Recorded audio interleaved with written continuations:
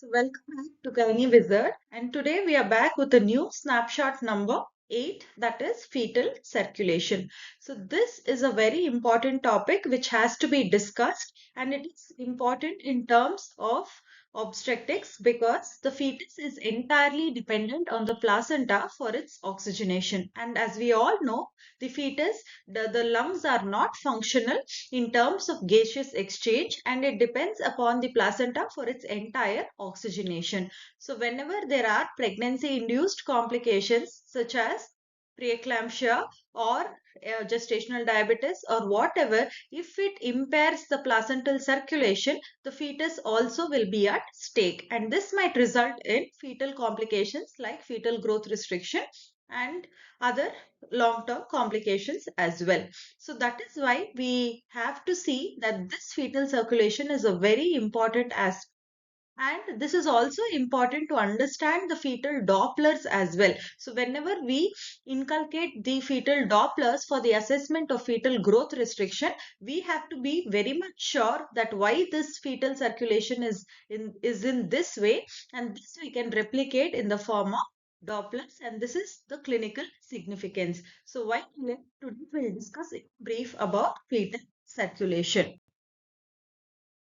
So this is a beautiful picture which elaborates the fetal circulation, and this is the snapshot number 8. So now we are talking about the placenta, and this placenta is the key for oxygenation. So we all know there is a fetal placental unit, so where the tertiary villi are bathed in the intervillous space with the maternal blood. So there is gaseous exchange and the oxygenated blood is formed, and this is pumped into the fetus, and all the deoxygenated blood from the fetus is also received by the placenta. So we have to remember there are two umbilical vessels. So in the umbilical cord there are arteries and one vein. So umbilical vein carries oxygenated blood. So umbilical vein carries oxygenated blood from the placenta, whereas the umbilical arteries, two in number, they carry the deoxygenated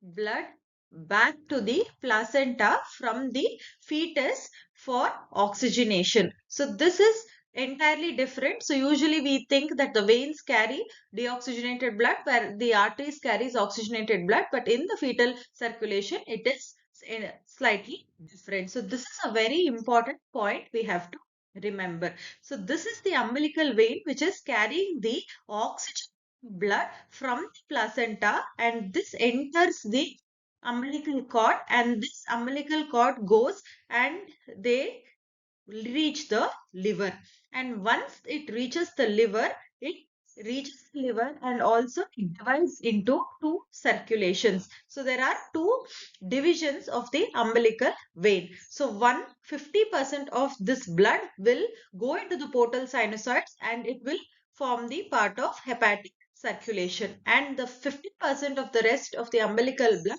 we will shunt into the inferior vena cava. So the shunt of blood from the umbilical vein to the inferior vena cava is through a very important vessel, that's the ductus venosus, which is a characteristic feature of the fetal circulation. So we are seeing that the red is representing the oxygenated blood which is coming from the umbilical vein, and it is shunted through the ductus venosus, and slightly it is mixing with the blood with the left hepatic vein, and this blood is going into the inferior vena cava through the ductus venosus. And we also can see the deoxygenated blood from the lower part of the baby or lower body parts of the baby is coming from the inferior vena cava, and it is directly entering the liver. So this is the blue color which is representing the deoxygenated blood. And one thing we have to remember here is there is no mix of oxygen and deoxygenated blood. So this circulation is called as preferential streaming. So what do we mean by preferential streaming? So when we were undergraduates, we used to think that this blood will mix. So there might be slight mix, but it does not entirely mix because of the different oxygen concentrations. They run parallel to each other. So this parallel circulation of deoxygenated blood from the lower part of the body parts of the fetus through the inferior vena cava and the oxygenated blood which is received from the umbilical vein into the inferior vena cava, which is bypassing the liver through the ductus venosus and reaching the inferior vena cava, they both enter the right atrium through the preferential streaming. And what is fascinating here is the right atrium also receives the blood from the superior vena cava, that is the deoxygenated blood from the upper part of the body of the fetus, and this also will meet the deoxygenated blood from the inferior vena cava as well. And this deoxygenated blood again will reach the right ventricle, whereas the oxygen blood will be shunted through the foramen ovale into the left atrium. So what we can observe is the deoxygenated blood is going into the right ventricle, whereas the oxygenated blood is directly going into the left atrium. So what is the structure which helps to deviate the blood into two streams is the crista dividens. So this crista dividens, which is a part of foramen ovale, so this is like a bypass channel which shifts the deoxygenated blood into the right ventricle, whereas the oxygenated blood into the left atrium. And from the right ventricle, the obviously from the right ventricle, the pulmonary trunk, there is high resistance in the pulmonary arteries because the lungs are not yet inflated. So the lungs are collapsed and there is high resistance in the pulmonary vessels, that is the pulmonary arteries.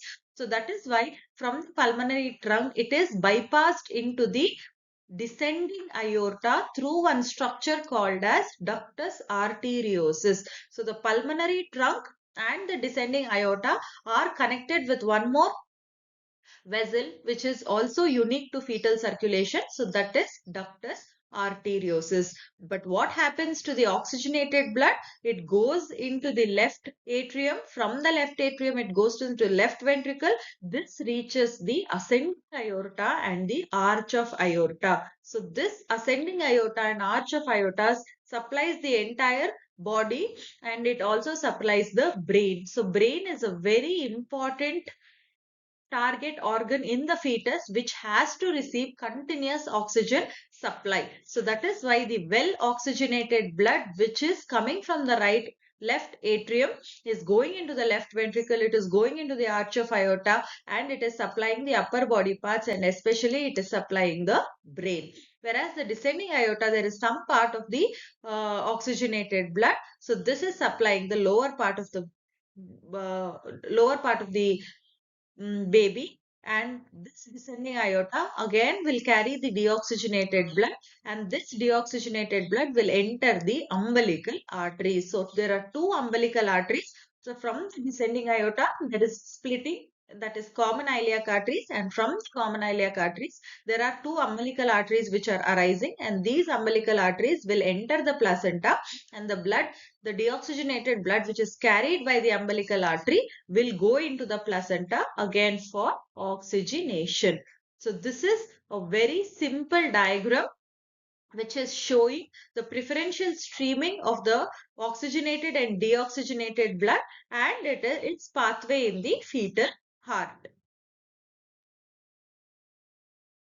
So these two diagrams are also important. So this is a schematic representation of different oxygen saturation in the blood in the heart chambers. So what happens? So in the right atrium, we have 20% oxygen saturating, that is the deoxygenated blood which is entering the right ventricle, and also the 70% oxygenated blood. So usually the umbilical vein receives around 85 to 90% of the blood which is oxygenated, and there is slight mix in the hepatic system and there is also slight mix in the right atrium. So once it reaches the left atrium, the oxygen saturation is slightly decreased, that it is 70%, and then it goes to the left ventricle, and then when it reaches the aorta, it is around 60%. and this 60% of blood is supplied to the upper part of the body, whereas we can see the oxygen saturation here is slightly low and it is around 53%, and then it is coming to the descending aorta, and this descending aorta blood,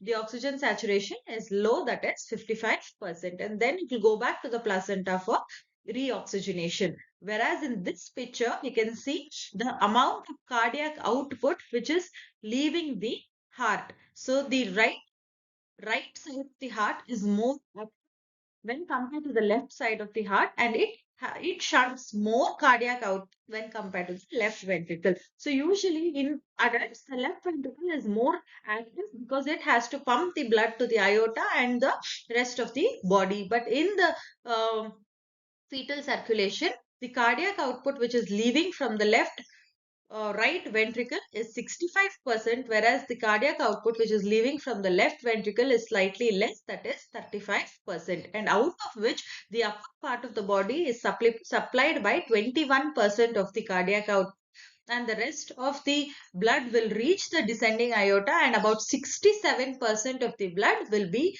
pumped back into the placenta for reoxygenation. So this is very important to understand that the right side of the heart is more active when compared to the left side of the heart. So this table emphasizes the importance of the blood flow to different parts of the fetus. So this is a schematic picture where it is adapted from the fetal lab. So this happens in the human as well. So the heart receives maximum cardiac output, so around 180, the adrenals 200, spleen 200, the brain 125, the upper body of the baby 25 ml per 100 grams of weight, and lungs receive 100 ml, GI 70 ml, kidneys 150, and liver 20, whereas the lower part of the body is 25 ml per 100 grams of organ weight per minute. So this much is the amount of blood which is reaching each organ in the fetus, and this also emphasizes the importance of normal pH. So the normal pH in the umbilical vein is 7.4 into 7.43. So when we do an cord blood analysis after birth, so whenever we see the cord blood, if the pH is less than 7.2, or it is going into cerebral palsy, or there is higher chance of perinatal asphyxia, and if it is gone less than 7.1, there are high chances of hypoxic ischemic encephalopathy. So the normal pH of the umbilical vein should be between 7.4 to 7.43. So finally, we have to understand what are the changes in the fetal circulation after birth. So what happens after birth? We clamp the cord. So we follow something called as delayed cord clamping. That is, at least we wait for 1 minute after birth if the baby does not require immediate resuscitation. So this we wait for the extra blood to be shunted to the baby to prevent fetal anemia, and this delayed cord clamping has to be practiced. And once the pulsation of the umbilical cord is stopped, then that is after 60 seconds after birth, we clamp the cord. So once we clamp the cord, there is cessation of blood from the placenta, and also there is initiation of respiration. So the baby cries, the baby takes its first breath, and that is when there is initiation of respiration. So whenever there is initiation of respiration, this helps the baby to the alveoli start functioning, the alveoli starts the expanding, and the pulmonary function begins in view of gaseous exchange, in terms of gaseous exchange, and all the vessels which were important and which were very important in the bypass of blood from one place to other, that is ductus venosus, ductus arteriosus, the foramen ovale, all these start obliterating. So now we have to understand what are the changes which occur. So the ductus venosus obliterates, and this ductus venosus will form the ligamentum venosum. So this is the ductus venosus which has obliterated, and it is formed the ligamentum venosum. And there is something called as a functional closure, and there is something called as a anatomical closure. So functional closure is the blood which is moving from that artery closes, it stops like it stops, the function stops, but completely to obliterate and form the ligamentum, it takes some time. So that is called as the anatomical closure. So the functional closure occurs immediately after the birth, whereas the anatomical closure occurs in 1 to 3 months. So this is about the ductus venosus, which converts into ligamentum venosum. So the functional closure of the ductus venosus is immediate, whereas the anatomical closure takes about 1 to 3 months. Next, coming to the foramen ovale. So this foramen ovale also, the functional closure, because of the pressure changes in the right atrium and the left atrium, the functional closure occurs immediate, whereas the anatomical closure takes some months and maximum it takes about a year. Next, coming to the ductus arteriosus, which becomes the ligamentum arteriosum. So this ductus arteriosus will become the ligamentum arteriosum, and this, the functional closure takes some time because of the formation or because of the starting of the pulmonary circulation. It takes about 96 hours, like 3 to 4 days it will take, but the anatomical closure also takes about 2 to 3 months. So that is about ligamentum arteriosum. Lastly, what's the fate of the umbilical vein and the umbilical arteries? So the umbilical vein forms the ligamentum teres, which is at the level of the liver, which is seen even in the adults, and the umbilical arteries form the medial umbilical ligaments. So the proximal part of the umbilical arteries remain patent and they form the superior vesical arteries, which supply the upper part of the bladder, whereas the distal part of the umbilical arteries form the medial umbilical ligaments. So the ductus venosus forms the ligamental venosum, the ductus arteriosus forms the ligamentum arteriosum, the foramen ovale forms foramen ovalis, which anatomically closes by 1 year. The umbilical vein forms the ligamentum teres, whereas the umbilical artery forms the medial umbilical. So finally, we come to the last aspect. So this slide is just to summarize the fetal circulation. So there are two umbilical arteries, one umbilical vein. Umbilical vein is carrying the oxygenated blood to the fetus, and it is reaching the liver and it is dividing, and it supplies the liver, which also receives the blood from the portal vein, and 50% bypasses through the liver to the inferior vena cava through the ductus venosus, and from the inferior vena cava it reaches the right atrium, and the part of the blood reaches from the upper part of the body through the superior vena cava, and the part of the blood which is coming from the inferior vena cava, that is the deoxygenated blood, goes into the right ventricle, whereas the oxygenated blood preferentially streams into the left atrium, and the right atrial deoxygenated blood goes into the right ventricle, then it reaches the pulmonary trunk, and because of the resistance of the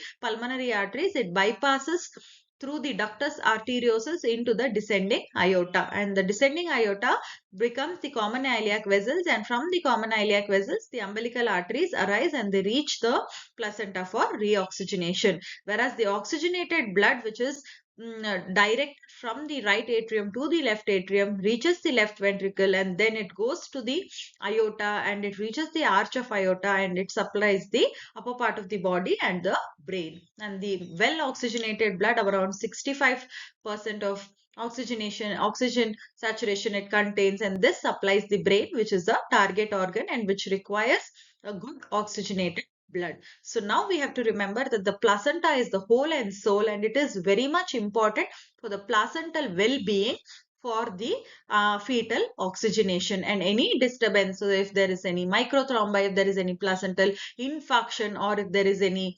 problem with the placenta, the oxygenation to the fetus will be hampered. So that time there is decrease of blood in the umbilical arteries or umbilical vein, and this might result in fetal growth restriction and other fetal complications in utero, and which also can associate with long-term complications in case of FGR.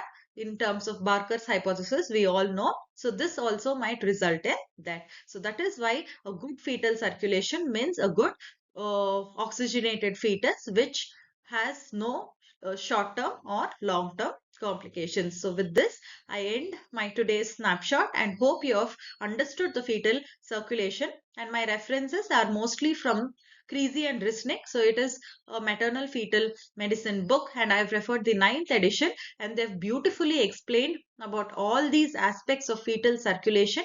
And they've also explained the concepts of preferential streaming very well. So you can refer that for your future reference. Thank you. Have a nice day. Happy learning.